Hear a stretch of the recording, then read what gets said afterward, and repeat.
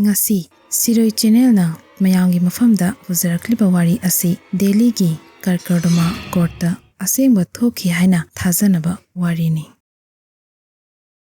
Nikhil maming yam chatpa okin amani chahi taret practice ki manungda amukta case pokhidri pasana masabu yam chauthokche ikui kui dena Delhi gi Karkardoma court da join tarami maduda shumahak maming yam chatli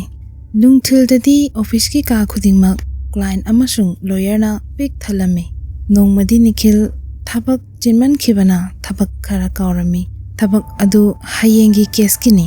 yamna maru oibani ngasi loshindaba yadaba aduna Nikhil nungdangda office ta leiraga loshilage khanduna office ta laklami numidang wairam piona official loan gi haiduna lakpada Nikhil computer gi mangda famlam badu urami thunamak Nikhil gi nakta changlaktuna haireklami sir hojik phauba hanbidribra hayeng tobiro hanbiro sir Nikhil mahaki thabakta pungning changkhibana piona hanglibadu khumlamde piona amukshu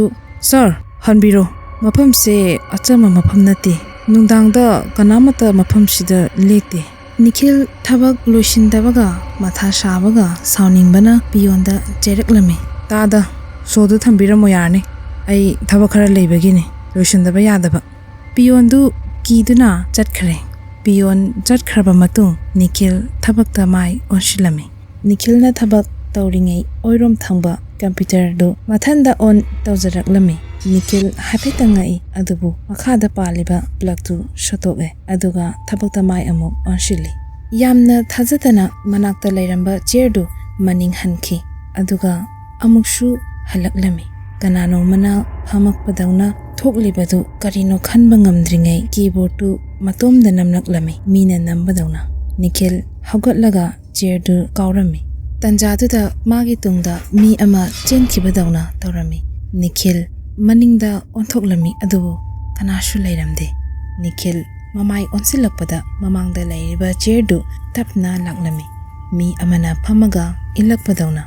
Nikhil gi naktamna changsilaklami Nikhil di adu urubada masado lengba ngamlamde humangna pungchochotlami thauna pumba phudoktuna Nikhil maninglomda khongthang amakhak thangi makhong nama amadi mi amana phabadawna tawrami tawriba matawduda Nikhil kibana kanna dawraklami aduga leimaida takhre matamduda office ki light pumba amukmam amukngan tawduna shanarami computer pumbasu matomda on off sanarami turambadagi hagotuna Nikhil chelegi mangda leiriba chair computer malangda loina pairami Nikhil mittigi pitaba hawraklami manglakna bugum masado warami khamba ngamlaktraduna mamit anidu ushinkre mit ushilabasu anganba maingan ama fawraklami maingan aduki matik ngali ushilaba mitufau tublaklami Nikhil na mitpangakpada mangda nupi ama leptuna leirami mahakna asum lakpa khudingi pairamba chair shindu tumina lekre tapna nupidu Nikhil gi nakta changlaklami Nikhil nupi aduna shumbadawna tumina yengduna leiri nupi aduna manakta changlaktuna Nikhil gi maida pairaklami nupi aduna Nikhil gi maida thengakpada Nikhil gyan taraklami aduga Nikhil khanglaw laraklami Nikhil gi maida maitan achakpa ama thambadawna chaklami Nikhil na ure madudi ngasai ge mana uriba nupidu tamthiraba thawai miren amani nupi adugi mamaida dakpham kaya nasule mamitushu sanglami Nikhil mpungningda khalaklami madudi mangasi soidna siralami tanjaduda kananumana Nikhil bu kanna chinglaklami aduga office tugi mapanda chinglaki mabo chingtholakliba mishaktu ate kana sunate piyonduni Nikhil gi maida chakliba uraga piyondu yamna pakhatlami piyonduna haireklami sar lehori khanbada yumda hanba ngamdaduna lamkhangdagi laklibani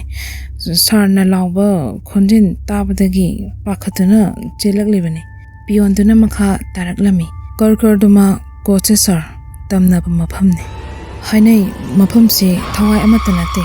thawai kaya amagi leiphamne numidangda maphamsida kanamata leknade hainabale mamangaida court asida bayan piba lakpa nupi ama court asigi mamang maktada hatkhi ꯋꯥꯔꯤ ꯑꯗꯨ ꯇꯥꯕꯗ ꯅꯤꯈꯤꯜ ꯃꯁꯥꯗꯨ ꯅꯤꯛꯂꯝꯃꯤ꯫ ꯅꯨꯃꯤꯠ ꯑꯗꯨꯒꯤ ꯃꯇꯨꯡ ꯅꯨꯃꯤꯠ ꯈꯔꯅꯤ ꯁꯨꯇꯤ ꯂꯧꯊꯣꯛꯂꯝꯃꯤ꯫ ꯃꯃꯥꯏꯗ ꯇꯥꯔꯤꯕ ꯁꯣꯛꯈꯤꯕ ꯑꯗꯨꯗꯤ ꯐꯈ꯭ꯔꯦ, ꯑꯗꯨꯕꯨ ꯅꯨꯡꯗꯥꯡꯗꯨꯗ ꯁꯣꯛꯈꯤꯕ ꯑꯗꯨꯗꯤ ꯊꯋꯥꯏ ꯍꯛꯆꯥꯡꯗꯒꯤ ꯀꯣꯛꯄ ꯉꯝꯂꯔꯣꯏ꯫